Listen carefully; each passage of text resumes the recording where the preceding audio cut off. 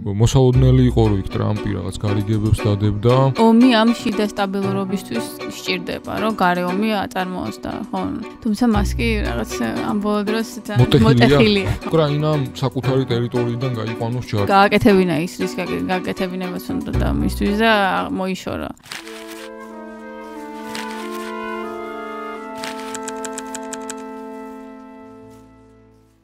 გამარჯობა, დღეს ჩვენი ყოველკვირეული მიმოხილვის მერვე ეპიზოდს უყურებთ. წინა კვირა ჩაგვივარდა, ამიტომ ამ დანაკლის ამ კვირაში შევავსებთ. ბევრი მნიშვნელოვანი საკითხი უნდა მიმოვიხილოთ. დაინიშნა ახალი რომის პაპი, ასევე გარდაიცვალა ურუგვაის ერთ-ერთი გამორჩეული პრეზიდენტი ხოსე მუხიკა. ღაზის სექტორში მიმდინარე ამბებსაც მიმოვიხილავთ და ნაკბას 77 წლის თავს, ასევე ყველაზე მნიშვნელოვანი საკითხი და ცენტრალური საკითხი იქნება სტამბოლის მოლაპარაკებები.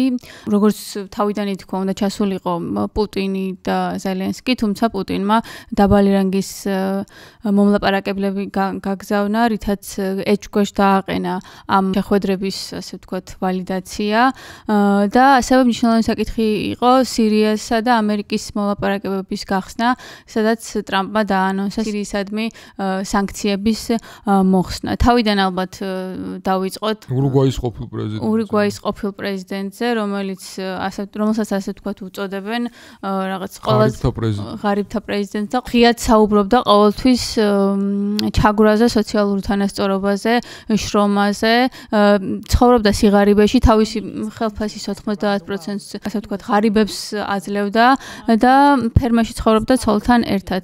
ის იყო პრეზიდენტი ურუგვაის პრეზიდენტი 2010-15 წლებში და პარტიზანული საქმიანობის გამო 13 წელიც კი იჯდა ციხეში. კი, 60-70-იან წლებში, როცა ურუგვაიში იყო ავტორიტარული რეჟიმი, ის იყო პარტიზანული მოძრაობის ტუპამაროს წევრი და 14 წელი მოუწია სამარტო ოსაკანში ყოფნა.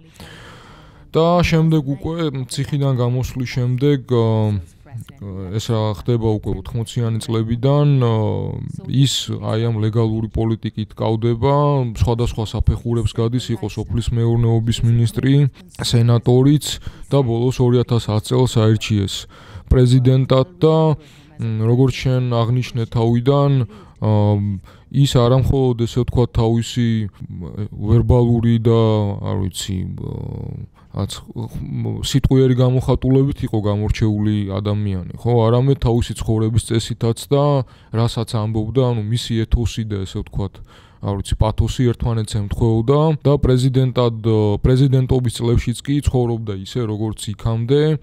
ეს თავიდან სხვათა შორის ამერიკულმა მედიამ ჩაუთვალა რაღაც ტიპის პოპულიზმში, მაგრამ ბოლოს მათაც აღმოაჩინეს, რომ ამ კაცის ცხოვრების წესი ესეთია და არაფერი შეცვლა, ხო, მისი ცხოვრების წესში.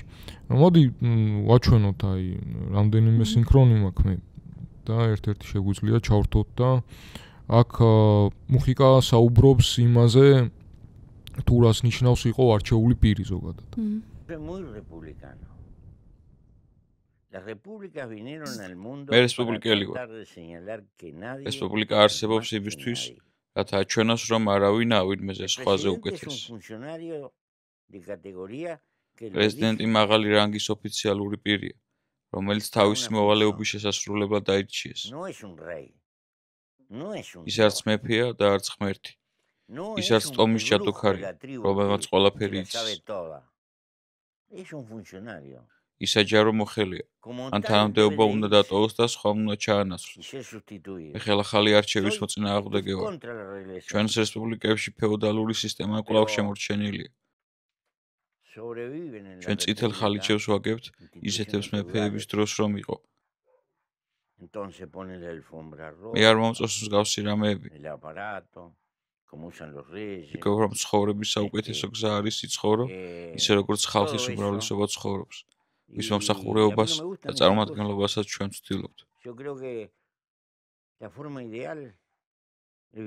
ის ცნობილია მარიხუანას ლეგალიზაციით, აბორტის ლეგალიზაციით, აი მარიხუანას ლეგალიზაციაზე ის ამბობდა, რომ ჩვენ არ უბიძგებთ ადამიანებს ნარკოტიკებისგან, ჩვენ ვცდილობთ ვებრძოლოთ მათ, ვინც მათი სარგებლობს. კი, და თან მარიხუანას ლეგალიზაცია მხოლოდ ასეთი კი არ მოახდინა, არამედ მოახდინა როგორც ჯანდაცვის, ანუ ჯანდაცვაზე თან პარალელურად ჯანდაცვაზე ზრუნვა გაძლიერა, ასე ვთქვათ, და ეს ორი ძალიან მნიშვნელოვანი საკითხია. განსხვავებით ჩვენაერი ქვეყნებისგან, სადაც დასჯაზე არის მთლიანად ორიენტირებული მთელი სისტემა და საერთოდ არ ზრუნავს ადამიანის გამოჯანმრთელებაზე ან ზრუნვაზე. ხო, ანუ ერთი მხრივ სახელმწიფოს კონტროლ ქვეშ მოაქცია ეს ნარკოტიკების ტრაფიკი და დაარტყა, ესე ვთქვათ, კარტელებს და მათ ვინც სარგებლობდნენ ამით ბოროტად. საკმაოდ ისეთი ხმამაღალი რეფორმა იყო ერთსქესიანთა ქორწინების დაშვება და ლეგალიზაცია და ესეც მიუთითებდა მუხიკას პრინციპზე, რომ სახელმწიფო არ უნდა ერეუდეს იმაში, თუ ვისთან უნდა ცხოვრება ადამიანს და ის აბსოლუტურად ჰუმანურად უდგებოდა ამ საკითხს. ასევე ეკონომიკური და სოციალური რეფორმები, მინიმალური ხელფასი დააკანონა, განათლების რეფორმა და განათლებაზე ხელმისაწვდომობა, ტექნოლოგიებზე ხელმისაწვდომობა გაზარდა, სიგარიბე შემცირდა ურუგვაიში, თუ 2006 წელს 30% ცხოვრობდა მოსახლეობის სიგარიბეში, 2014 წელს მხოლოდ 9% იყო და ეს იყო მიღწეული ხელფასების ზრდით და სამუშაო ადგილების შექმნით. ენერგეტიკული გარდაქმნა განახორციელა მწვანე ენერგიებზე დაფუძნებული. მისი მემკვიდრეობა დარჩა ხო ურუგვაიში.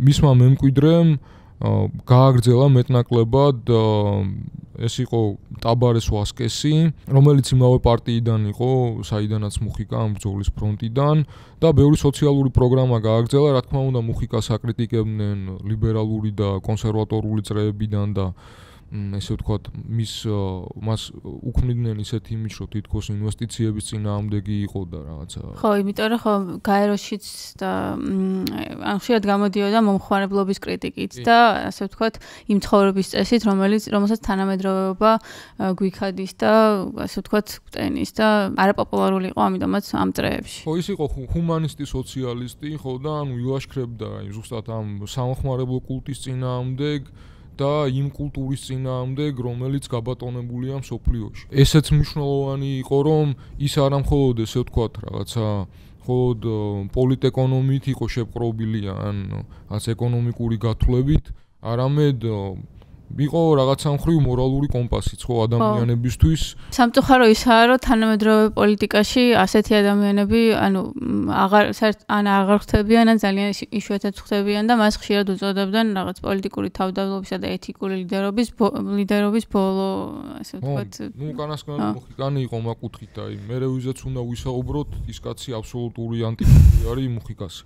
ნუ აი, ერთი პატარა ვიდეო ნახე ინტერნეტში, სადაც საუბრობს ცხოვრების აზრზე და მერე იმასაც ამბობს თუ როგორ დაამახსოვრდებათ ის ადამიანებს და ამით შეგვიძლია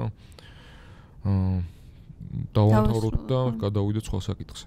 ძალიან საინტერესო ადამიანი იყო და ანუ მე მეცნობოდი მის ბიოგრაფიას, თითქმის ვერაფერი ვერ ვნახე ისეთი, რაც არ მომეწონებოდა, იმიტომ რომ არ ვიცი, ბევრი გამოსვლა აქვს, მათ შორის ახალგაზრდებსაც რომ მიმართავს, მათ შორის რაღაც სოციალურ თანასწორობაზე რომ საუბრობს და ანუ ფაქტობრივად ნაკლი თითქმის ვერ უპოვე, ანუ ეხლა როგორც ადამიანს ექნებოდა, თუმცა პოლიტიკურად ძალიან სწორი პოზიციები ჰქონდა ჩემი აზრით. შეგვიძლია გადავიდეთ პაპ ლეო მე-14-ზე, ხო? რომელიც იქამდე იყო რობერტ პრევოსტი, მაგრამ თუ არ ვცდები 8 მაისიდან ესე ვთქვათ, აირჩია სახელწოდებად და სახელდებად ლეო მე-14. ეს არის პაპი, პირველი ამერიკელ პაპადაც მოიხსენიებენ, მაგრამ მისი ესე ვთქვათ, ბიოგრაფიიდან ჩანს, რომ ცხოვრების უმეტესობა პერუში აქვს გატარებული. დაიბადა 1955 წელს, მათემატიკოსი არის, ბაკალავრის ხარისხი აქვს მათემატიკაში და სწავლა განაგრძო შემდეგ რომში, სადაც მიიღო კანონიკური სამართლის დოქტორის ხარისხი. მსახურობდა პერუში, სხვადასხვა როლში, იყო სამრევლოს მკვლად, სემინარის მასწავლებლად, ადმინისტრატორად და როგორც ინტერნეტში ვნახე, პერუში მისი მსახურება გამოირჩეოდა იმით, რომ განსაკუთრებული სიახლოვე ჰქონდა მრევლთან. 80-იანი წლების შიდა კონფლიქტების დროს გადაურჩა მუქარებს სიკვდილს რამდენიმეჯერ და 2015 წელს მიიღო პერუს მოქალაქეობაც კი. ხედავთ იმისა, რომ ამერიკელია და ჩიკაგოში დაიბადა, თავს მაინც ემიგრანტს უწოდებს და ღიად აფიქსირებს რაღაც თავის პოზიციას, რომ მიგრანტების საკითხისადმი და ამ საკითხში განსაკუთრებით არ ეთანხმება მისი და ამერიკის ახლანდელი ადმინისტრაციის პოზიციები და ეს მნიშვნელოვანია. თუ გახსოვს, ჩვენ წინა მიმოხილვაში ვთქვით, რომ მემარჯვენე ტრამპისტი პაპი არ აირჩიონ ვატიკანშიო და როგორც ჩანს, ეს ლეო მე-14-ც არაა, ხო, შემთხვევითი, იმიტომ რომ ვიცით, რომ ლეო მე-13 მე-20 საუკუნის დასაწყისში იყო პაპი, რომელმაც სოციალური კათოლიციზმი შემოიტანა, კაპიტალსა და ესე ვთქვათ, შრომას შორის დაპირისპირებაზე საუბრობდა. და მისი სახელის ჩვენ ბევრის აზრით სწორედ ამიტომაც აირჩია, რომ იმ გზის გაგრძელებად მიიჩნევს თავს.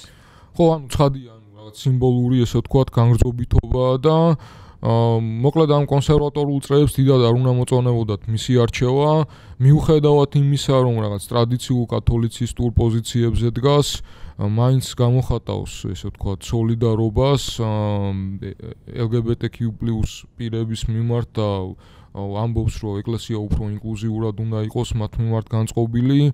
აბორტის და მთელი იდენტობის ესე ვთქვათ პოლიტიკის მიმართ არ აქვს რაღაც ისეთი კაცრი განწყობა როგორც თანამედროვე კონსერვატორულ წრეებში მიღებული. ბოლოს და ბოლოს, ანუ ფრანცისკეს გავლენები თვითონ კარდინალებში ძალიან მაღალი იყო და წარმოუდგენელი იქნებოდა, იმიტომ რომ მისგან განსხვავებული რო ყოფილიყო ფრანცისკეს კარდინალები არ აირჩევდნენ მას. ხო, პირველი გამოსვლა ეძღვნებოდა სამყარებას სოფლიოში და უკრაინის კონფლიქტზე და თუნდაც ახლო აღმოსავლეთში არსებულ კონფლიქტებზე დარწმუნებული ვარ, რომ ის გამოთქვამს თავის შეხედულებას. და უკრაინაშიც აპირებს, მე მგონი, ვიზიტს ეგრეც დაანონსა. ასევე რაღაც თანამედროვე გამოწვევაზე ხელოვნურ ინტელექტთან მიმართებით და მოკლედ ашკარად ისეთი პაპი ჩანს, რომელიც ასე თუ ისე ითვალისწინებს მსოფლიო ტენდენციებს და არ ჩამორჩება. ამ პაპს ადარებენ იგი ახალგაზრდა პაპს, რომელიც ასევე ცნობილი ფილმია და მნიშვნელოვანი გონია ნახოთ რა იქნება.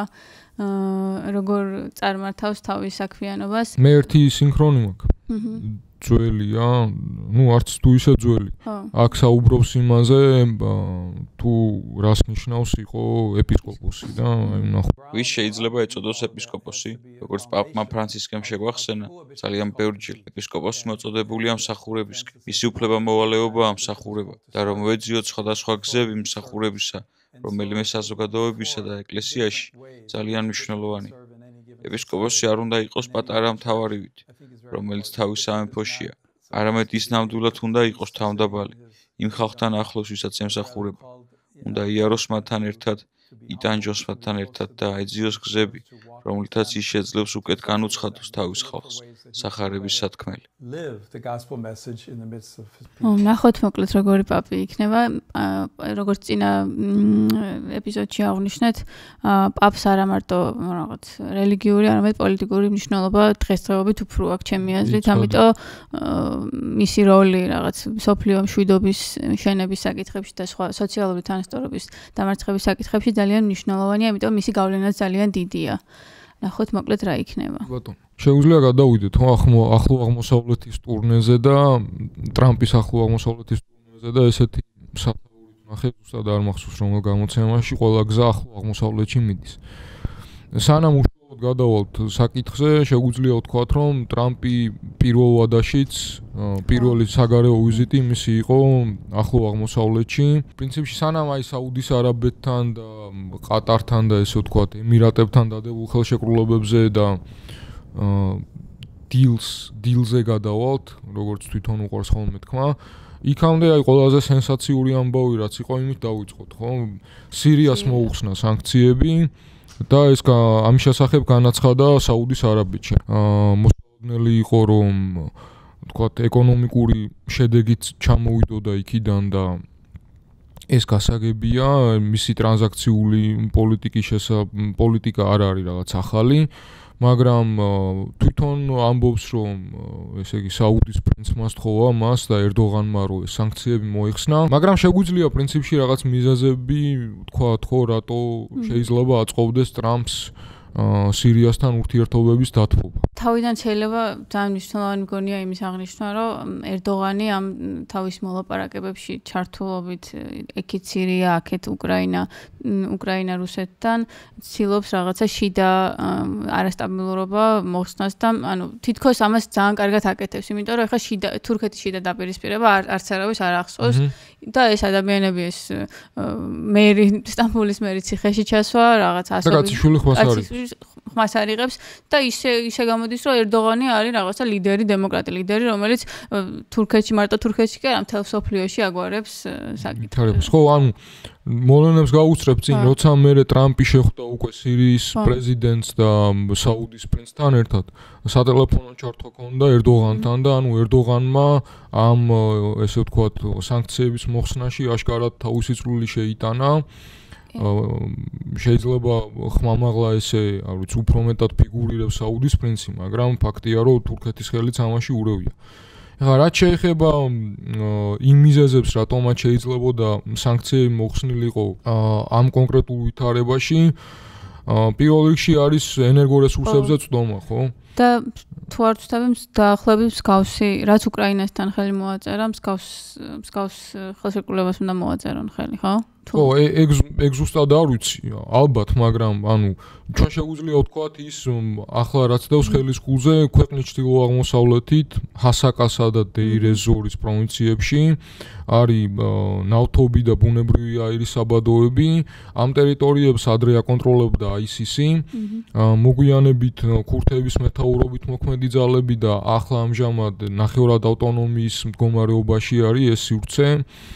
და სანქციები ხელს უშლიდა დასავლურ კომპანიებს, რომ იქ ლეგალურად ეწარმოებინათ საქმიანობა, ინფრასტრუქტურულად ეს ტერიტორიები იყო დაზიანებული სამოქალაქო ომის შემდეგ და ტრამპი ამ სანქციების მოხსნით კერძო ინიციატივებისთვის და ინვესტიციებისთვის ხსნის საკმაოდ დიდ ფანჯარას.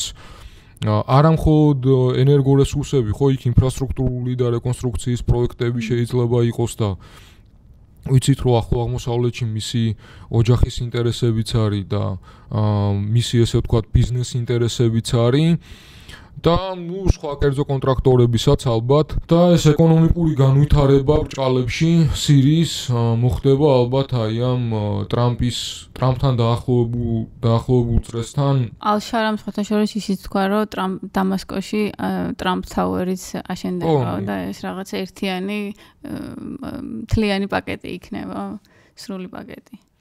ხო, მეორე მხრივ ახსენა, ხო, ესე ვთქვათ, საუდის არაბეთის მემკვიდრე პრინცი მუჰამედ ბინ სალმანი, რომელმაც სთხოვა სანქციების მოხსნაო და ეს რაღაცა მხრივ არის ვალის დაფარვაც, ხო, იმიტომ რომ საუდის მემკვიდრე პრინცი ტრამპს ეხმარებოდა ინვესტიციების ასპექტში და ანუ ეკონომიკურად და ეხლა მისთვის ხო, ანუ საუდის არაბეთისთვის სირიის დახსნა სანქციებიდან ნიშნავს ალიანსის გამტკიცებას, ანუ სირიის არაბულ ლიგაში დაბრუნებას და ირანის გავლენის შემცირებას ქვეყანაში და ეს უნიტური სირიის მთავრობა ალ-შარას ხელმძღვანელობით ალბათ მზადაა, რომ თეირანისგან დისტანცირდეს და მოკლედ რაღაც არაბული ერთიანობის პროექტი იქნება, რომელშიც ლიდერი იქნება ალბათ საუდის არაბეთი. არის კიდე ერთი მომენტი, რაზეც ტრამპი საუბრობს, თუ არ ვცდებით თავის თვითმფრინავის ბორტზე და ხო, იქ როცა ის ალ-შარას აფასებს, ხო და ამბობს, რომ ის რაღაცა ძლიერი ხმაწვილია, რაღაცა რთული ისტორიით და ასე შემდეგ. იქ საუბარი მიდის იმაზეც, აღიარებს თუ არა სირია ისრაელს, ხო, ანუ აბრაამის შეთანხმებას მიუერთდება თუ არა.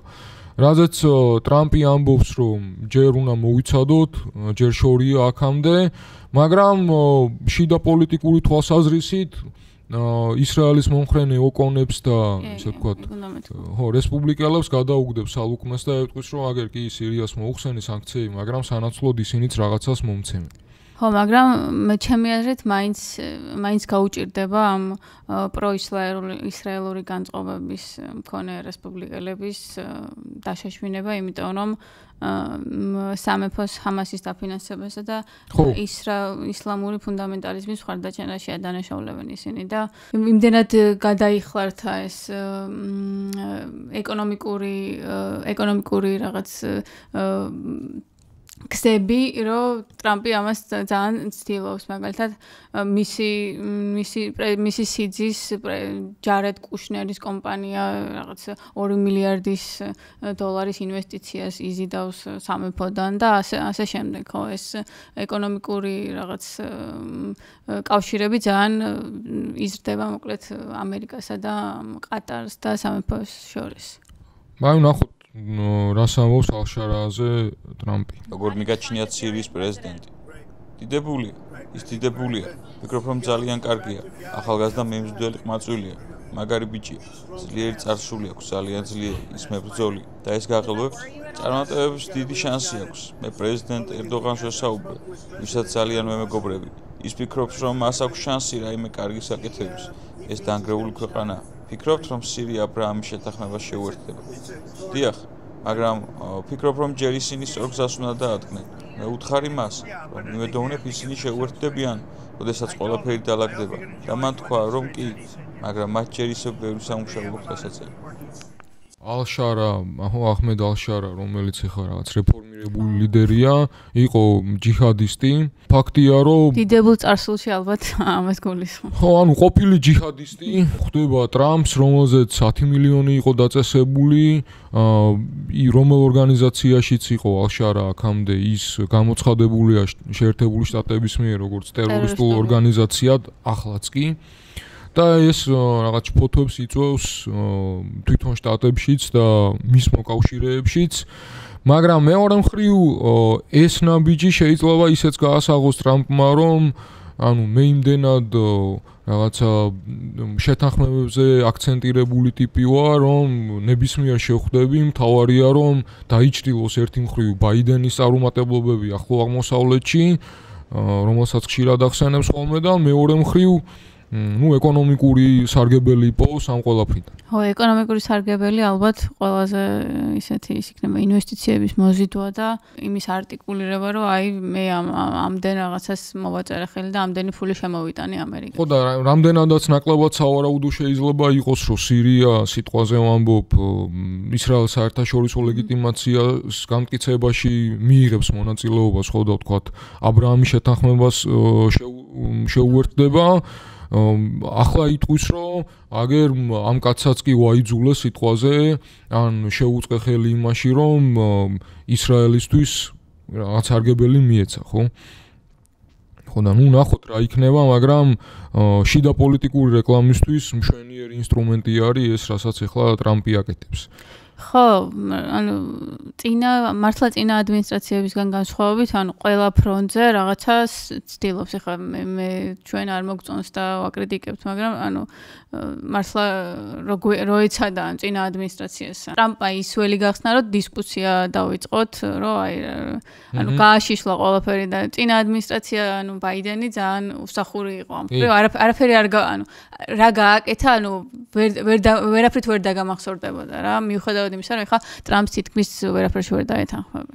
ერთი არის კიდე ირანის და რუსეთის წინააღმდეგ ახალი რეგიონული ბლოკი, სადაც საუდის არაბეთი იქნება ფინანსური ძრავა, თურქეთი როგორც რეგიონული შუამავალი და სამხედრო ძალა და რებრენდირებული სირია, როგორც რაღაცა ზონა, სადაც მიდის დიდი რეკონსტრუქცია, აღშენებლობა, აღმავლობა და ასე შემდეგ და სირიაში ეს სანქციების მოხსნა რაც იმათმა, ესე ვთქვათ, უბრალოდ რაც ვნახეთ ჩვენ მეინსტრიმ მედიაში, ამას დიდი ჟიულხივილი მოყვა. ხო, წეგან რაც თქვი, ანუ გადავამოწმე Times-ის ინფორმაციით, ზუსტად ისეთივე დაახლოებით ზუსტად ისეთივე ხელშეკრულებას დადებენ, რაც უკრაინასთან დაიდო წიაღის აუზზე.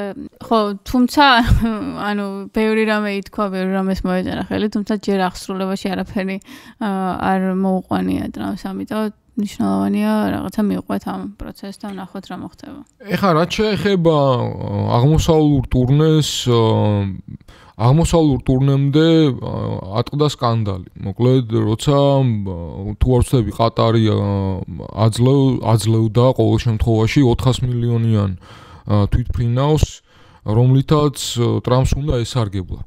და დემოკრატები საუბრობდნენ იმაზე, რომ ეს იყო კორუფციული გარიგება, რომ არ შეიძლება რაღაცა ქრთამის მიღებას ესე ვთქვათ ადარებდნენ, იმოწმებდნენ კონსტიტუციას და საკანონმდებლო ნორმებს, რომ არ შეიძლება პრეზიდენტმა საჩუქარი მიიღოს უცხო ქვეყნის წარმომადგენლებისგან, მაგრამ ვნახოთ თვითონ ტრამპი როგორ პასუხობს ABC ჟურნალისტს დასმულ კითხვას.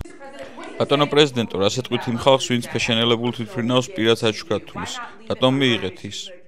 თქვენ ABC-ს fake მედიიდან ხართ, არა? მხოლოდ ABC, მხოლოდ რამდენიმე თქვენგანი თუ მკითხავდა ამას. უნდა გწვენოდეთ, როცა ამ კითხვას მისვამთ. ისინი უფასოდ გვაძლევენ თვითმფრინავს და რა მე უნდა უთხრა, რომ არ მოგცეთ? მე თქვენ მილიარდი ან 400 მილიონი თუ რაღაც მსგავსი უნდა გადაგიხადოთ. თუ უნდა უთხრა, დიდი მადლობა, იცით, გოლფის ერთი ძველი მოთამაშე მიხეილ სემსნიდი გსმენიათ მის შესახებ. ის დიადი მოთამაშე იყო, 82 ტურნირი მოიგო. მას ესეთი დევიზი ჰქონდა, როცა დარტყმის შანსს გაძლევენ, მადლობას ამბობ, მიდიხარ ბურთან ურტყავ და შემდეგ ხრელისკენ მიდიხარ. ხალხს უმეტესობა კი სულელია. ისინი დაჟინებით ამობენ, რომ არა მე მინდა რომ დავარტყა. შემდეგ დაარტყავენ და აცდენენ. მათი პარტნიორები კი ბრაზდებიან, იცით რა? სემ სნიდი დაიმახსოვრეთ. ეს ტურნე დათვალა რომ გაკეთდა იწონის 3 ტრილიონს. ხო, ანუ საუდის არაბეთთან ხელი მოეწერა 3.5 მილიარდიან ხელშეკრულებას იარაღის შესყიდვებზე, ეს საჰაერო რაკეტებს მოიცავს. საჰაერო თავდაცვის სისტემების გაუმჯობესებას და ენერგეტიკულ თანამშრომლობას და NASA-ს და საუდის კოსმოსურ სააგენტოს შორის თანამშრომლობას. ასევე ტრამპმა მიიღო პირობა, რომ საუდის არაბეთი 1 ტრილიონის ინვესტიციას განახორციელებს ამერიკის ინფრასტრუქტურაში, ენერგეტიკასა და ტექნოლოგიებში.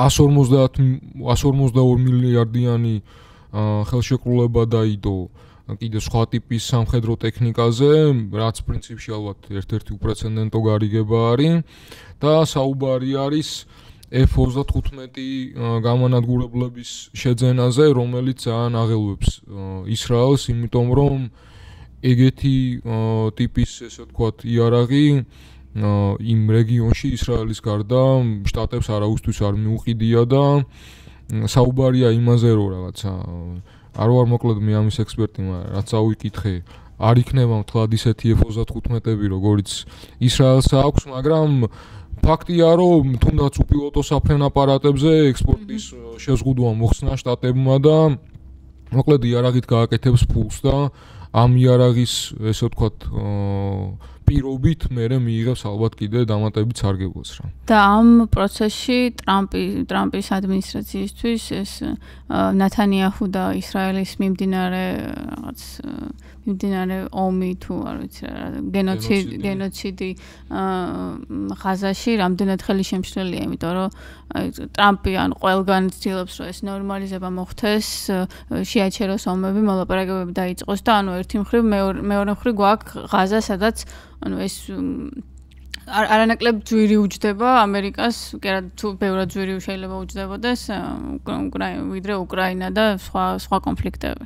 იცი რა არის, ახლა სანამ დავიწყებდი ჩაწერას, იქამდე ვკითხულობდი იმ სტატიას, სადაც საუბარია იმაზე, რამდენად წამგებიანია ისრაელი ახლა ტრამპისთვის და რამდენად მომგებიანი არის არაბულ ქვეყნებთან, ყურის ქვეყნებთან თანამშრომლობა, ხო და რატო? ანუ არაფერ სარსთავაზობს ისრაელი ეკონომიკურს, მსგავსაც კი, რასაც სთავაზობენ ყურის ქვეყნები.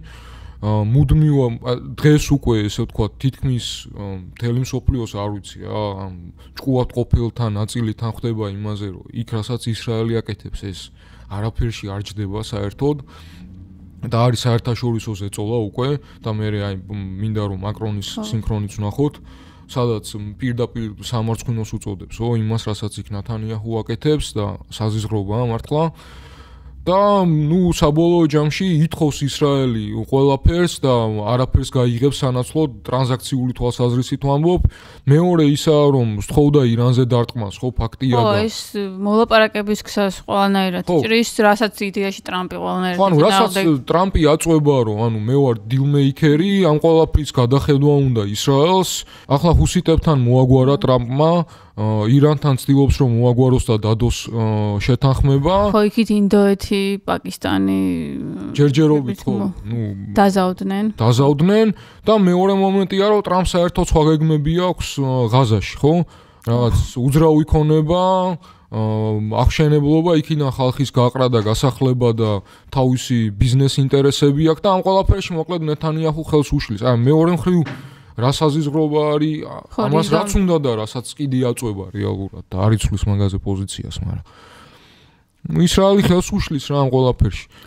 ხო, თან ისრაელი კი არა უფრო ალბათ ნეთანიაჰუ, რომელიც არასტაბილური პარტნიორი არის და მეორე მხრივ შიდა არასტაბილურობაც აქვს ხა. ომი ამ შიდა სტაბილურობისთვის სჭირდება, რომ გარე ომი აწარმოოს და ხო ნახოთ ალბათ მომავალ არჩევნებზე უნდა ველოდოთ, რომ ისრაელში შეიძლება იმედია, რომ ნეთანიაჰუ აღარ იქნება. ყოველ შემთხვევაში ისეთი ულტრამემარჯვენე და რა ვიცი, ფაშისტური იდეებით გაჯერებული პოლიტიკოსი როგორც ნეთანიაჰუა მინიმუმ პოლიტიკიდან უნდა წავიდეს, ან მართველი პარტიიდან უნდა წავიდეს და მეორე მხრივ ტრამპი რასაც შვება, ეგ კიდე ცალკე საკითხია და ნახოთ მოკლედ. ანუ ყატარში ესე იგი დოჰაში ვიზიტისას 42 მილიარდიან თავდაცვის კონტრაქტებს მოეწერა ხელი 212 ბოინგს უკვეთავს ყატარ ეარვეისი, რაც ისტორიაში ყველაზე დიდი შეკვეთაა საავიაციო 10 მილიარდის ინვესტიცია საჰაერო ბაზაში, რომელიც ყატარში, ანუ შტატების საჰაერო ბაზას გულისხმობ და ყატარმა მზადყოფნა დაადასტურა, რომ ამერიკა-ირანის ურთიერთობების გაუმჯობესებაში თავის წვლილს შეიტანს. არა საემიროებში ესე ვთქვათ, ხელოვნურ ინტელექტზე და კულტურულ საკითხებზე იყო საუბარი, 200 მილიარდის ღირებულების ეკონომიკური შეთანხმებები ხელოვნურ ინტელექტის დარგში და ბურჯ ხალიფა გაანათეს ამერიკის სფერებში, ან დროშის სფერებში და მოკლედ ტრამპს დახვდნენ როგორც სამეფო გვარის წარმომადგენელს ან მეფეს რა. ხო, პრინციპში ორივე მხარე საკმაოდ ბევრს იღებს ამ შეთანხმებიდან და ხო, რაც წეგან აღნიშნე, საუდის არაბეთში ერთ-ერთი მთავარი საკითხი ეს open AI და ამ ხელოვნური ინტელექტის რაღაც მონაცემების გაცვლა და რაღაც წვდომის მიცემა და ასევე Nvidia-ს ხელმძღვანელი ჯეისონ ჰუანგიც მონაწილეობდა. მასკიც იყო, ხო, ჩასულ. თუმცა მასკი რაღაც ამ ბოლო დროს მოტეხილია, ხო. რაღაცა ვეღარ არის ხოთზე, ისეთ ხოთზე როგორც დაიწყო. აღარ ხუმრობის თავი აღარ აქვს. ხო, რაღაც ისია რა, ნუ თავისთვის. გააკეთებინა ის რის გაკეთებინებას უნდა და მისთვის და მოიშორა. არ ვიცი, ნახოთ. როგორც სტალინმა მოიშორა მეორე მსოფლიო ომში გამარჯვებული გენერლები მოსკოვიდან სადღაც შორს. ფოტოებიდანაც რა გააქროს ახლა. ეგეც შეიძლება. მოკლედ, გარდა ეკონომიკური ამბებისა, რა კიდე ერთხელ ვთქვათ, ეს პოლიტიკური მიღწევები და სტრატეგიული მიღწევები რა არის, ანუ სირიის წინააღმდეგ სანქციების გაუქმება და ფაქტიურად აჰმედ ალ-შარას აღიარება, ჰუსიტებთან ცეცხლის შეწყვეტის შეთანხმება, რაც იემენში ამერიკის სამხედრო ოპერაციების დასრულებას ნიშნავს და იემენის და ჰუსიტების ამბოს კი გადაყვა აგერეს ჩვენი უოლცი. და ირანთან ბირთვული შეთანხმების განახლების ზადყოფნა, ხო, რაც ანუ მოკლედ რეგიონში მეტნაკლები სტაბილურობის სიგნალებს იძლევა ტრამპის იქ-სტუმრობა. ასევე სირიული მედია ინსაიდერები წერენ, რომ ამერიკული სამხედრო ბაზების დადგმაც განთავსებაც შეიძლება იგულისხმებოდეს ამ შეთანხმებაში და რუსული სამხედრო ბაზების ჩანაცვლება ამერიკული სამხედრო ბაზებით, რაც ასევე ამერიკული გავლენების ძალიან გაფართოებაა. კი, ხო, ერთ-ერთი მიზეზი ეგაა, ხო, ამ ირან-რუსეთის ბლოკის დაშლა და იქ თავისი, ესე ვთქვათ, სტრატეგიული მიზნების გაფართოება. შეგვიძლია გადავიდეთ ჩინეთ შტატების სავაჭრო ხელშეკრულებაზე. ბევრი იწერებოდა, რომ ჩინეთი და ამერიკა იწყებდნენ მოლაპარაკებას ამ ტარიფების შემსუბუქების საკითხებზე და საბოლოოდ ხორცი შეესხა ამ ყველაფერს, მე მგონი 12 მაისს თუ არ ვცდები და თუ ანუ რაღაც გავსად რამდენიმე დღის წინ ხო ბევრი იწერებოდა მოკლედ იმაზე, რომ ჩინეთი და ამერიკა აპირებდა ტარიფების შემსუბუქების საკითხზე შეხვედრას და მართლაც შედგა ეს შეხვედრა შვეიცარიაში სკოტ ბესენტი და ჰუ შეხვდნენ მე მგონი ერთმანეთს და მართლაც შემსუბუქდა ტარიფები ამერიკასა და ჩინეთს შორის 90 დღის განმავლობაში ალბათ დააკვირდებიან როგორ განვითარდება რაღაც მათი რაღაც ურთიერთობები და ამის მიხედვით გადაწყდება მოკლედ ტარიფების საკითხები.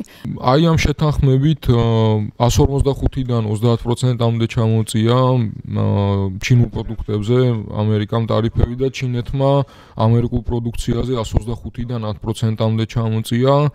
დაბალგირებულების მქონე ამანათებისთვის, ანუ $800-ზე ნაკლები რაც ჩინეთიდან იგზავნება ტარიფი შემცირდა 120-დან 54%-მდე, დამატებით დაწესდა $100 ფიქსირებული გადასახადი.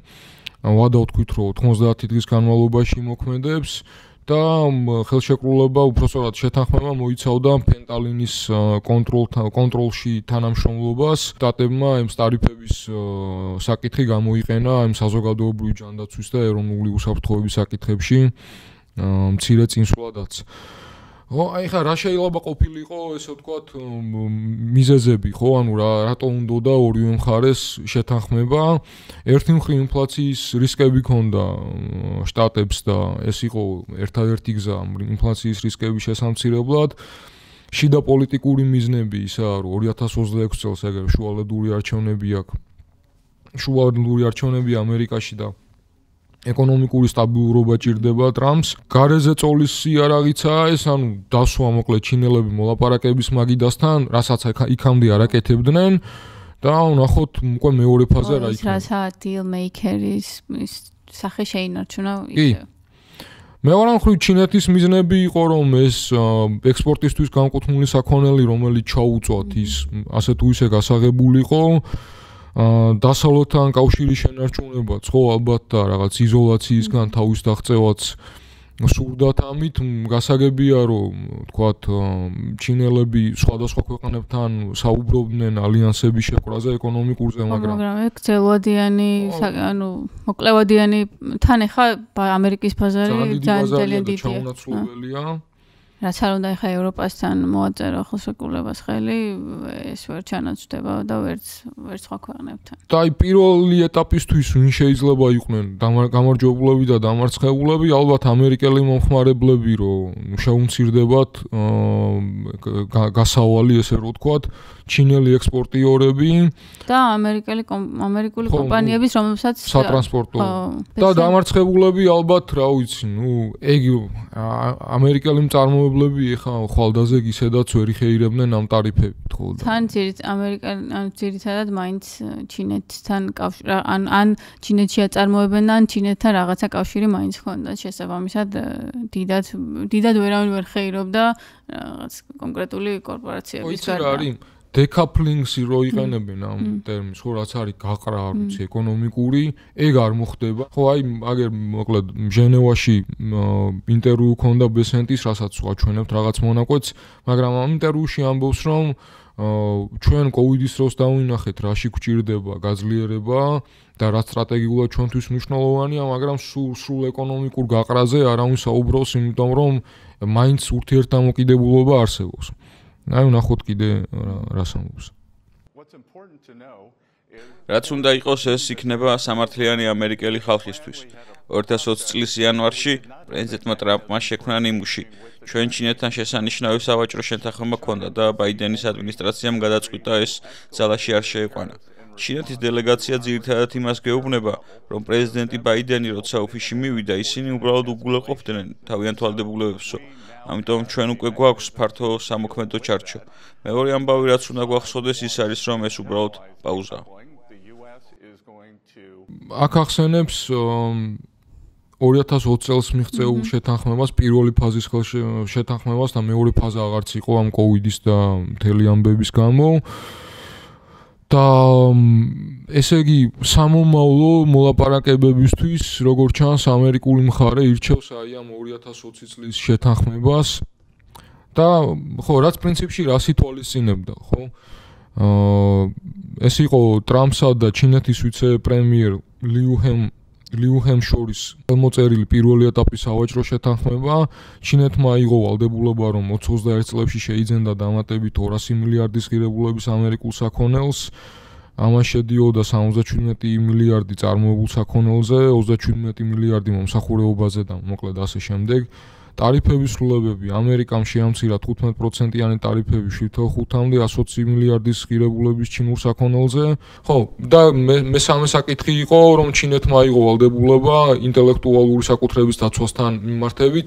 მოკლედ, რო აღარ ჩაურმავდეთ, რაღაცა მონახაზია ექნება ალბათ ორივე მხარეს და ბესენტის თქმით ეს მონახაზი მათთვის 2020 წლის შეთანხმებაა და ნახოთ რა იქნება, იმიტომ რომ ამით არ დასრულდება რა, ეხლა 90 დღეა მარტო. კიდევ ერთხელ გამოჩნდა, რომ მათი ეს მოლაპარაკებები და რაღაც გარიგებები და შემდეგ არ ახალია და რაღაც კიდე თავიდანვე უნდა მივხვდარიყავით რა რაღაც ეს თამაშის ნაწილი იყო მოკლედ რა, ნახოთ. ხო, ანუ სავაჭრო დისბალანსი არ ვიცი მე რამდენად შემცირდება, რაც იყო მთავარი ამბავი, ხო, fair trade-ის მთელი სქემა ეგ იყო, რომ სავაჭრო დისბალანსი აღმოფხვრილიყო ჩინეთსა და აშშ-ის შორის და არა თავისუფალი ვაჭრობა, არამედ სამართლიანი ვაჭრობა, რომელიც აი ამ ბალანსს დაარეგულირებდა რაღაცნაირად. ეგ რამდენად მოხდება, მომავალი საკითხია და ნახავთ რა. ნუ მერცის გამოსვლა იყო ბუნდესტაგში 14 მაისს. და წინა გადაცემა ჩაგვივარდაო, რომ თქვი, ბერლინში იყავი და ერთი-ორი სიტყვა გითხარი მე ამ ბერლინის ამბებზეც. მაგრამ იქამდე ხო ეს პირველი გამოსვლა იყო მერცის ბუნდესტაგში. ხო, სხვადასხვა პირველად მოხდა, რომ მეორე მსოფლიო ომის შემდეგ ჩავარდა მისი კანდიდატურა. შეიძლება რაღაც მოჩვენებითი ის იყო, რომ აი ვერ ვირჩევთ და რაღაცა, თუმცა ისტორიულადაც მნიშვნელოვანი იყო და რაღაც მომენტში ვიფიქრე, რომ ხო არ ჩავარდებოდა, მაგრამ საბოლოოდ აირჩიეს და გახდა კანცლერი. ნუ ესე ვთქვათ, ადგილობრივმა არ ვიცი რა უწოდო, მოკლედ ქოცებმა გაიხარეს დიდად, ჟიულხიული ჰქონდათ ამითი. ანუ ამ ამბით, მაგრამ სადღაც 2 საათში ხო, მალევე შეიკრიბა. მალევე ქოცების ამომრჩევლები AfD-ს დიდი გულშემატკივრები არიან და ამიტომ ეს ხუმრობით. პრინციპში არა შორს დიდად რეალობისგან. კაი, მოკლედ რა თქვა მერცმა გამოსვლისას, ხო, ძირითადი პუნქტები რა იყო? თავდაცვის ხარჯების ესე ვთქვათ გაზრდა. და ამ ვალის მუხრუჭი ვიცით რომ გადაიხედა და შესაბამისად მთავრობა აღარ შეიზღუდება სესხის აღებასთან მიმართებით და ეს მნიშვნელოვნად გაზრდის სამხედრო ხარჯებს და პატარა სინქრონი მაქვს მერცის, სადაც ის საუბრობს ბუნდესვერზე, ანუ გერმანული არმიის გაძლიერებაზე და ვნახოთ. მომავალში ფედერალური მთავრობა ყველა საჭირო ფინანსს გაიღებს გერმანული არმიის საჭიროებისათვის, რათა ეს ევროპის ყველაზე ძლიერი რეგულარული არმია გახდეს. ის დღეს შეუფერებელია ევროპის ყველაზე ხალხმრავალი და ეკონომიკურად ძლიერი ქვეყნისთვის. ჩვენი მეგობრები და პარტნიორები ამას ჩვენგან კიდევ უფრო მეტად ელიან. ისინი ამას პრაქტიკულად მოითხოვენ კიდეც. ევროპაში ყველაზე ძლიერი არმია უნდა გახდეს გერმანიის. სხვათა შორის მე ვისაც ველაპარაკე იქაურ გერმანელებს დიდად აღთვალებული ამ მერცის და ახლანდელი გერმანიის ასე ვთქვათ მილიტარიზების დიდი მომხრეები არ არიან, იმიტომ რომ იმას აცნობიერებენ, რომ თავარი საკითხი, რასაც ფული მოაკდება, სოციალური საკითხებია და რაზეც ისედაც შეშფოთებულები არიან, ანუ სოციალურ სამართლიანობას და რაღაც welfare state შეჩვეული ევროპელები და მეორე მხრივ აცნობიერებენ, რომ ეს მილიტარიზაცია დიდად მათ ყოველდღიურობას შეეხება და დიდად აღფრთოვანებულები მე ვისთანაც მქონდა ურთიერთობა არ იყვნენ ამ თემით. თუმცა ხო უკრაინისადმი რაღაც სოლიდარობა მაინც აქვთ. თან ხო რაღაცა ეს ძველი შიშებიც გერმანული არმიისადმი და შემდეგ მაინც არის პრინციპში თვითონ გერმანელებს არ უნდა ეშინოთ. ხო, მე ისეთ ადამიანებს გულისხმობს, ვინც უფრო მემარცხენე პოზიციებით გამოირჩევიან. თუმცა ხო რაღაცა ორ ცეცხლშუა არიან რა. თან რაღაც საჭიროა თითქოს და თან მეორე მხრივ საშიში და რაღაც მათთვის ეგრე ნუ გასაგებია ანუ რაღაცა ეს მილიტარიზაციის პროექტი საბოლოო ჯამში ალბათ მაინც აი ამ გეოპოლიტიკური მდგომარეობის მიერა თავს მოხვეული ხო და ამაზე რაღაც 3 და 4 წლის წინ არც არავინ ლაპარაკობდა და ამ ბოლო დროს დაიწყეს მაგაზე საუბარი. სხვათა შორის განსხვავებით თავისი პირველი გამონათქვამებისგან მერცი ხაზს უსვამს ამ გამოსვლაში ნატოსთან და ევროპელ მოკავშირეებთან პარტნიორობას და ამერიკასთან ესე ვთქვათ პარტნიორობას და ის ამბობს რომ პოლიტიკური დასავლეთი უნდა იდგეს ერთად და დაუშვებელი არის პოლიტიკურ დასავლეთ შორის რაიმე დაყოფა. უკრაინის არმიტოვების პოლიტიკა მერცისთვის მნიშვნელოვანი იქნება და ხაზს უსვამს ამ გამოსვლაში, რომ რუსეთის აგრესიის წინააღმდეგ მტკიცედ უნდა იდგეს პოლიტიკური დასავლეთი. ხო, წეღარის თქმაც მინდოდა ის იყო, რომ მერცი გამოდის, რომ 0 და 0 ტარიფები კონდეს ევროკავშირს და შტატებს და ანუ ღია არის და უნდა რომ დაალაგოს ურთიერთობები ამერიკასა და გერმანიას და ევროკავშირს. ხო, იმ გამოსვლაში ამბობს, რომ ტრამპს უკვე ორჯერ ესაუბრეო და მერცმა კატეგორიულად უარყო ნებისმიერი სამშვიდობო შეთანხმება, რომელიც გულისხმობს უკრაინის ტერიტორიის დათმობას ან რუსეთის უკანონო ანექსიების ლეგიტიმაციას. მან ხაზგასმით აღნიშნა, რომ ნებისმიერი შეთანხმება უნდა ექვემდებარებოდეს საერთაშორისო სამართლის ნორმებს უკრაინის ტერიტორიაზე რუსეთის ქმედებების მტკიცე დაგმობით. ხო, მე ამ კაცით დიდად აღთვალებული არ ვარ და ალბათ არც შენ, მაგრამ ერთ-ერთი რასაც ვერ დავუკარგავთ, ეს უკრაინისადმი უპირობო მხარდაჭერა ძალიან მნიშვნელოვანი არის და მნიშვნელოვანი რაღაც მიღწევა არის. ხო, და მნიშვნელოვანია ისიც, რომ არა მხოლოდ სამხედრო დახმარებას პირდება უკრაინას, არამედ რეკონსტრუქციას და აღდგენას კონფლიქტის შემდეგ. ისაუბრა ეკონომიკურ პოლიტიკაზეც, რაც შიდა გერმანული საკითხია, მაგრამ ის მიიჩნევს ცენტრალურ ნაწილად მისი პოლიტიკის გერმანული ეკონომიკის აღდგენას, განსაკუთრებით პანდემიის შედეგების და მიმდინარე გლობალური ფონის გათვალისწინებით და მოკლედ ინფრასტრუქტურული საჭიროებების დაკმაყოფილება ერთი, ინოვაციების ხელშეწყობა და ახალი ტექნოლოგიების, ამასაც გაუსვა ხაზი. და სატრანსპორტო ქსელების აღდგენა, გზები, რკინიგზა, აეროპორტი, ამის მოდერნიზაცია, ციფრული ინფრასტრუქტურის გაუმჯობესება, მწვანე ენერგიის მხარდაჭერაზეც ისაუბრა, ვალდებულებას იღებს მნიშვნელოვანი ინვესტიციების განახორციელოს განახლებადი ენერგიის წყაროებში. პრინციპში შეიძლება ითქვას, რომ უკრაინისთვის და მაიმედებელი გზავნილები იყო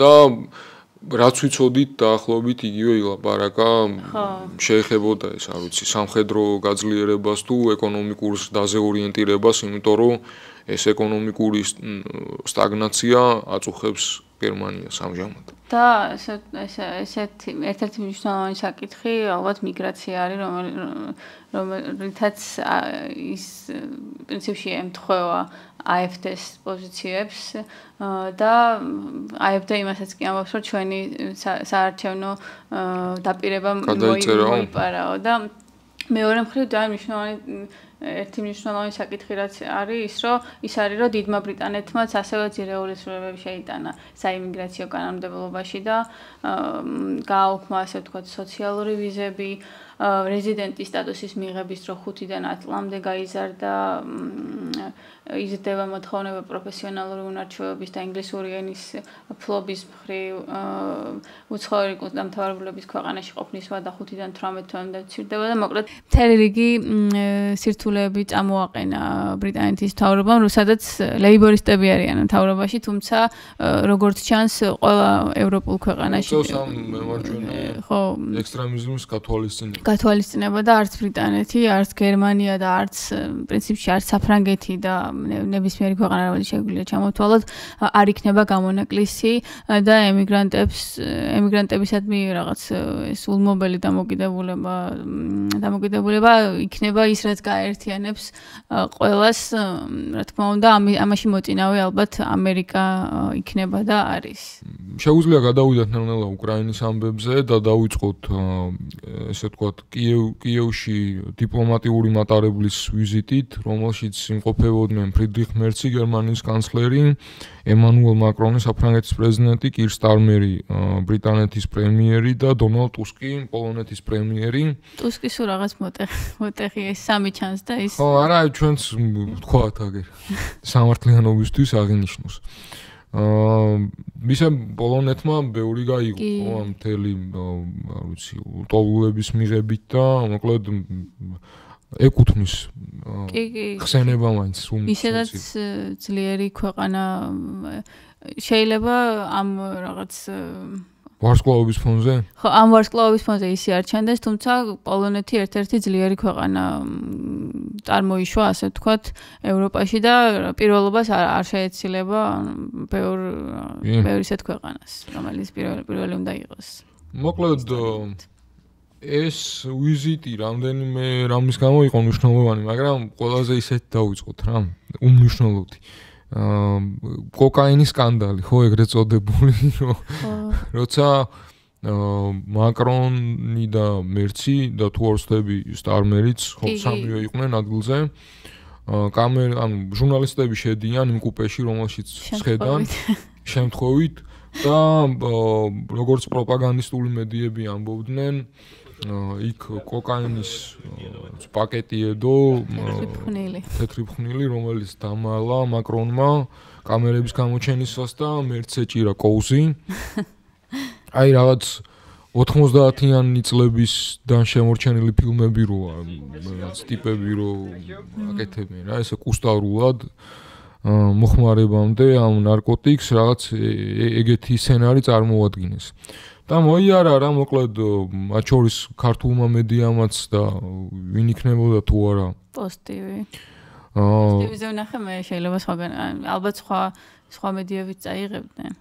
ხო და ანუ მაგ მედიებს შეგვიძლია უწოდოთ თამამად კანალიზაცია მართლა, იმიტომ რომ აი რა და ანუ უკვე მაგდონეზე ესე ვთქვათ არაраობად რო აღვიქვამ იმ ადამიანს, ვისაც მაგ ინფორმაციას აწვდი და გონია რომ დააჯერებ მაგას, ესე იგი ადამიანობის კატეგორიაში არ ყავს და რაღაცა პირუტყვად მიგაჩნია რა და კი თან რაღაც ისეთ პრონირებულ რაღაც ვაგონში შედის, სადაც დაგეგმილია ყველაფერი, 4 უძლიერეს ქვეყნის ლიდერი და ანუ დარჩა რაღაც პაკეტი. ანუ თითქოს აი რო უნდათ მოხმარება ისე ვერ მოახერხებენ, რომ მთელი მსოფლიოს და რაღაცა ჩუნგი მედიების გასარჩევი არ იყოს რა. ხო, ანუ თან არასერიოზულია, ანუ უბრალოდ ისა სამწუხარო რომ პროპაგანდა იმდენად მარტივი სამართავია და AI-ის და ასე ვთქვათ მსგავსი თულების საშუალებით იმდენად მარტივი სამართავია რაღაც გავრცელება ამ ყველაფრის და ადამიანების გონებების მართვა, რომ ბევრმა ისეთმა ადამიანმაც გააზიარა ის ინფორმაცია. რა იყო ახლა ძირითადი მიზანი ამ ვიზიტის შესთავაზეს ტრამპის ჩართულობით და მაკრონის ვიდეო რგოლში, რომელიც მან დადო, მისმა ადმინისტრაციამ დადო, იქ ჩანს, როგორ ეუბნება ტრამპს, რომ ზელენსკიმ მიიღო შენი წინადადება 2 წუთში მასთან ერთად ჩავერთვებით და მოკლედ ეს 4 ქვეყანა პლუს ტრამპი სთავაზობდა რუსეთს 12 მაისს უნდა შესულიყო ძალაში, აი ეს 30-იანი ცეცხლის შეწყვეტა, რაზეც რა თქმა უნდა რუსეთმა უარი განაცხადა და საპასუხოდ პუტინმა თქვა, რომ სტამბოლში 15 მაისს გავხსნათ პირდაპირ მოლაპარაკებებიო, რაზეც ზელენსკის პასუხი იყო, რომ პირდაპირ მოლაპარაკებები შედგებოდა მას შემდეგ, რაც ცეცხლი შეწყდებოდა, მაგრამ შემდეგ საბოლოოდ ჩამოყალიბდნენ იმაზე, რომ წავიდოდნენ სტამბოლში და მეტიც ზელენსკიმ პირდაპირ მოუწოდა პუტინს, რომ პირდაპირადად შეხვდები. რაზეც აი ლავროვის პასუხი იყო, რომ ზელენსკი არის პათეტიკური კაცი და წესით პუტინი თუ არა ლავროვი მაინც ხო უნდა ჩასულიყო სტამბოლში. ეგ კიდე ცალკე თემა, მე რაც გააკეთეს რა, მაგრამ ანუ ის ამბავი, რომ ესე ვთქვა ზელენსკიმ პირდაპირ მოითხოვა პუტინთან შეხვედრა, ხო ანუ ერთი მხრივ გასაგებია, რომ შეიძლება რაღაც დიპლომატიური უბრალოდ რაღაც მოსამზადებელი შეხვედრები უძღოდეს ამას წინ, მაგრამ მეორე მხრივ ისედაც ხადია ხო პრინციპში პოზიციები იმ შუამავლებით, ანუ ამერიკის შეერთებული შტატების შუამავლობით ისედაც ხდებოდა ორივე მხარე და ამაში არაფერი განსაკუთრებული არ იყო, რომ ზელენსკიმ ეს მოითხოვა, ხო? ანუ თუ შენ ხარ ინიციატორი პირდაპირ მოლაპარაკებების, აგერ ბატონო, ჩადი და მოლაპარაკე, მაგრამ ლავროვი ზელენსკის უწოდებს პათეტიკურს და ნუ პრინციპში რაღაც ირონიული კომენტარები გააკეთა. უკრაინა სტამბოლს შემდეგ ჩავიდა საკმაოდ ისეთი სოლიდური წარმომადგენლობით, თავდაცვის მინისტრი, საგარეო საქმეთა მინისტრი და კიდე სხვა წარმომადგენლები და რუსეთი ბოლო დროინდ აყოვნებდა გამოცხადებას იმ სიისას თუ ვინ წარსდგებოდა სტამბოლში და სიმართლე რო გითხრა, არც ამომიწერია, არც იმათი გვარები, ერთი გალუზინი დამამახსოვრდა ლავროვის მოადგილე, დანარჩენები რაღაცა. ძალიან დაბალი დონის ალბათ, დაბალი რანგის პოლიტიკოსები იყვნენ წარმოადგენლები. ხო, ნუ რუსები ძირითადად ამბობდნენ, რომ ეს ითვლება 2022 წლის მოლაპარაკებების გაგრძელებადო და 2022 წლის მოლაპარაკება რა იყო, ხო, უკრაინას ნეიტრალიტეტი უნდა გამოეცხადებინა, უნდა დაეყარა იარაღი, სამხედრო ძალები უნდა შეემცირებინა ზომაში, იქ რაღაც საჰაერო რაკეტებზე იყო შეზღუდვა და მთელი რიგი ის კაპიტულანტური რაღაცა მოთხოვნები, რაც რა თქმა უნდა უკრაინამ არ მიიღო და მით უმეტეს 3 წლის მერე არ მიიღებს, ხო ამას.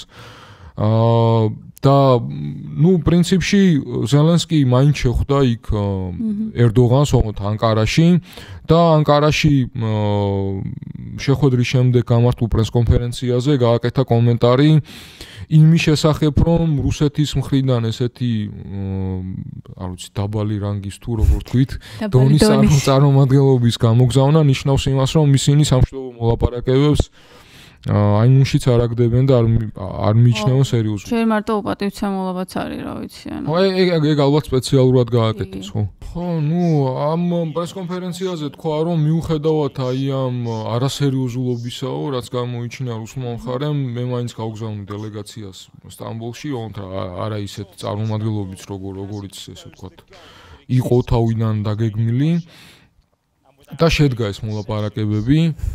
თუმცა მოლაპარაკებებზე რუსებს ჰქონდათ ისევ მაქსიმალისტური მოთხოვნები 4 ოკუპირებული რეგიონიდან, ანუ უკრაინამ საკუთარი ტერიტორიიდან გაიყვანოს ჯარიო, ეს რაღაც ახალი ამბავია რა. შეთანხმება რას ნიშნავს, რომ ანუ თუ უკრაინა აცხადებს რაღაც თავს წაგებულას და კაპიტულაციას აცხადებს, მაშინ ანუ მოლაპარაკებების საგანი რა არის?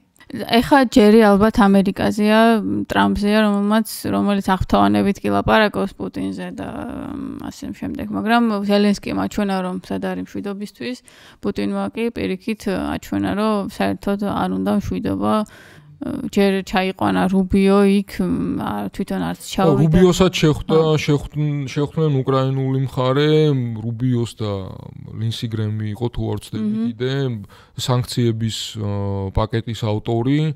და ხო, ანუ იმ ესე ვთქვათ დიპლომატიური ვიზიტის მერე, ხო, რაც იყო ევროპული ქვეყნების უკრაინაში, ითქვა რომ თუ ამ 30-დან ცეცხლის შეწყვეტის შეთანხმებას არ მიიღებთ, მაშინ სანქციები დაეკისრება რუსეთსო და ახლა ალბათ ერთ-ერთი სცენარი იქნება ის, რომ რუსეთზე გაიზრდება სასანქციო ზეწოლა და ალბათ ეს გრემის სანქციებიც ამოქმედება, მაგრამ იქამდე აი ტრამპმა გააკეთა ეგეთი განცხადება, რომ სანამ მე არ შევხვდები პუტინს, იქამდე არაფერი იქნება. და ანუ ისიც არ დაგვაუწყდეს, რომ სტამბოლში მოლაპარაკებების პარალელურად რუსებმა კიევის მიმართულებით ბალისტიკური რაკეტები გაუშვეს და აფეთქებების ხმა ისმა და ასევე დნიპროში და ანუ აშკარად არაპირებს ხო, აშკარად არაპირებს კი არაპირებს რუსეთი ამ დათმობაზე. სანამ გადავალთ შემდეგ თემაზე, აი მაგაზეც ვიტყვი რა, ერთ-ერთი ვერსია, რატომაც არ უნდა რუსეთს ეს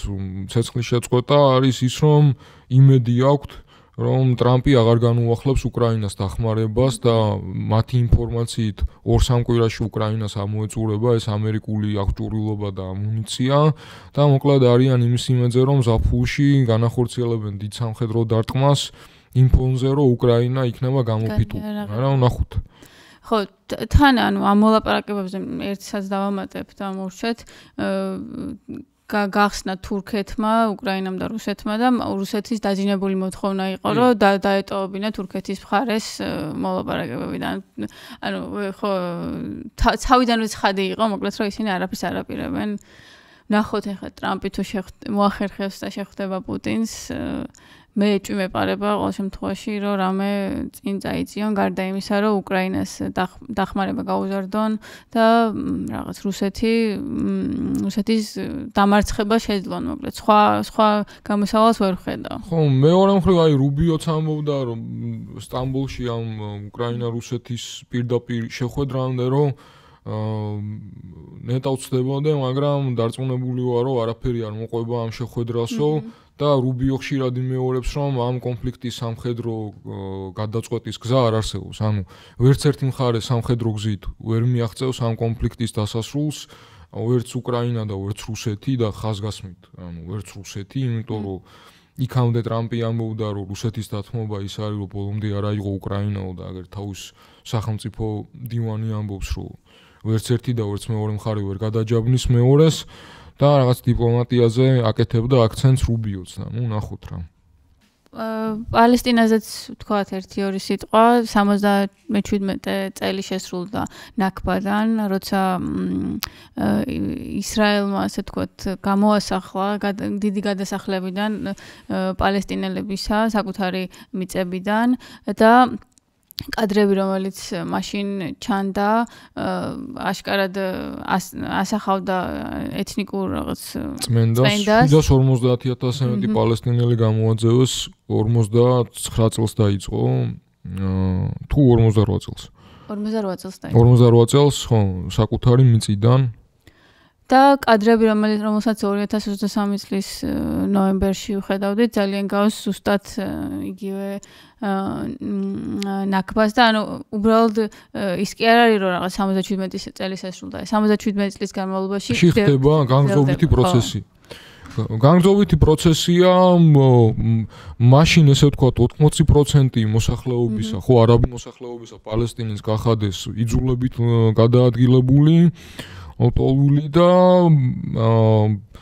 დღევანდელი მონაცემებით ეს 2023 წლიდან მოყოლებული 53,000 მეტი პალესტინელი მოკლეს ისრაელმა სამხედროებმა, მათ შორის 17,000 მეტი იყო ბავშვი, 111,000 მეტი დაშავდა და დასახიჩრდა, 436,000 ადამიანი კვლავ იძულებით გადაადგილებულია მხოლოდ 2025 წლის მარტის შემდეგ, განადგურდა ათასობით სახლი, სკოლა, კლინიკა, სასიცოცხლო ინფრასტრუქტურა, მოშლილია ჰუმანიტარული დახმარების სისტემები, ხალხი შიმშილობს, ბლოკადა აქვს ისრაელს გამოცხადებული და არ ატარებს ჰუმანიტარულ მისიებსაც კი და ეს რა მართლა რა უბედურება უკვე არ ვიცი. და რეალურად ნაკბა არასდროს დასრულებულა მისი დაწყების დღიდან და ამასვე ამბობენ თვითონ პალესტინელებიც და ამასვე აღიარებს აგერ ტრამპი, რომელიც ამბობს, რომ იქ სახლიც არაა გადარჩენილი და მაგიტომაცო აზრი არა აქვს იქ რაღაცის გაკეთებასო და გავასახლოთ ბარემ ხალხიო. და თვითონ პალესტინელები კი არა, აგერ ჩემო ბატონო მაკრონი დოიჩე ველეზე თუ არ ვწდები კი ამბობს რომ სამარცხვინოა, რასაც აკეთებს ნეთანიაჰუ და მე მას ვეკამათებ. უსვამს ხალხს მაკრონი, რომ ორმა სახელმწიფომ, ისრაელმა და პალესტინამ უნდა აღიარონ ერთმანეთის უფლებები და იცხოვრონ უსაფრთხოდ და ის ხალხს უსვამს ამერიკის მონაწილეობას და დახმარებას. იმიტომ რომ სხვანაირად ისრაელი ამ კამპანიას ვერ წამოიწყებდა ამერიკული დაფინანსების გარეშე და იარაღის გარეშე და ამბობს რომ არც საფრანგეთს და არც სხვა რომელიმე ევროპულ ქვეყანას არ აქვს იმისი ესე ვთქვათ შეძლება ამ მომენტში რომ აიძულოს ისრაელი უკან დაიხიოს. ხო და ახსენებს საერთაშორისო ორგანიზაციებს რომელთა გარეშე ალბათ ის შედეგი რაც გვაქვს კიდევ უფრო კატასტროფული. ხო კიდე და სხვათა შორის გაეროს ლტოლვილთა დახმარების სააგენტო ისრაელის სახელმწიფოს ტერორისტულ ორგანიზაციად ყავს გამოყვანილი და ბევრი ორგანიზაცია რომელიც მუშაობს ჩვენ ბევრს წერთ მაგალითად ჟურნალისტები ანუ კატასტროფულად მაღალია აი მშვიდობის მისიაში მყოფი ადამიანების დახოცვა ექიმები ჟურნალისტები ამაზე აღარც ვამბობთ ჟურნალისტებს განსაკუთრებით ერჩიან 200-ზე მეტი ჟურნალისტია მოკლული 200 მიუხედავად იმისა, რომ პრესა ანუ იმდენად ყველგან აწერიათ, რომ ანუ ტარგეტირებულად ეხლა დამიზნებით მოკლეს ერთი პალესტინელი ჟურნალისტი იმის გამო, რომ დოკუმენტირებას ცდილობდა იქ მოხდა. ხო, და სხვათა შორის ისიც გვახსოვს, რომ როცა ეს 7 ოქტომბრის შემდეგ ამბები დაიწყო ღაზაში, ბევრი დისკუსია იყო, მათ შორის ცნობილ გამოცემებშიც, რომ დადგმული ხო არ არის ეს კადრები და საავადმყოფოს რო დაარტყეს, ანუ ეს ნამდვილი არის თუ არა და გამოძიებებიც ტარდებოდა და ანუ საბოლოოდ აქამდე მოვედით, რომ აი გენოციდის უყურებთ ამდენი წელია. რაღაც მინდა ვთქვა რა, ანუ ჩვენ Facebook გვერდზე დაიდო ნაკბას ესე ვთქვათ, არ ვიცი, სანიშნი თუ რა შეიძლება დავარქვათ. ანუ ნაკბას შესახებ მოკლედ ინფორმაცია და იქ კომენტარების უმეტესობა იყო რომ ჩვენ რაღაცა ტერორიზმს ვამართლებთ თუ ვიცავთ და ტერორისტების ხარდამჭერები ვართ.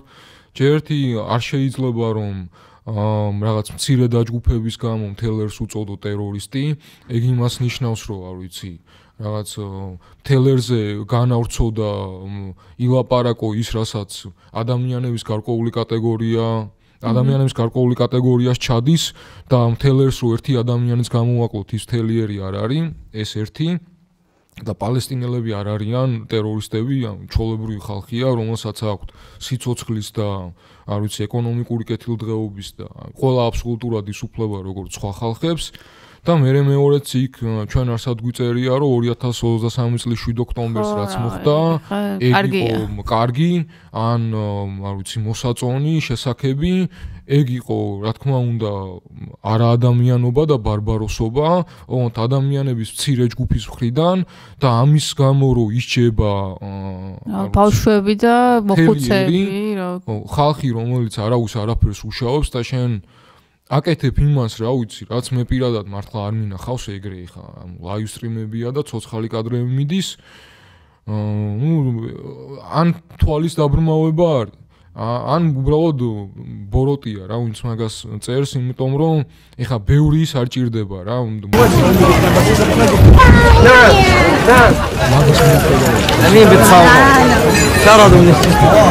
იდე აი ამ მართლა საწოდაო ხალხზე იტყვირო ტერორისტები არიანო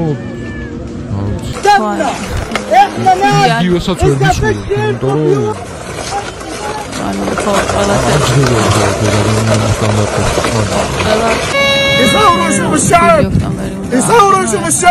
اين مش قديش من دوار ეხა რავი ანუ რატო უნდა იმართო ანუ 7 ოქტომბრის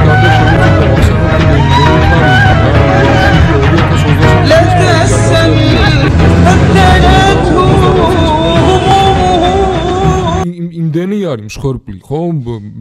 რაც ისრაელის სახელმწიფომ შეიწირა. აბსოლუტურად უდანაშაულო ადამიანები.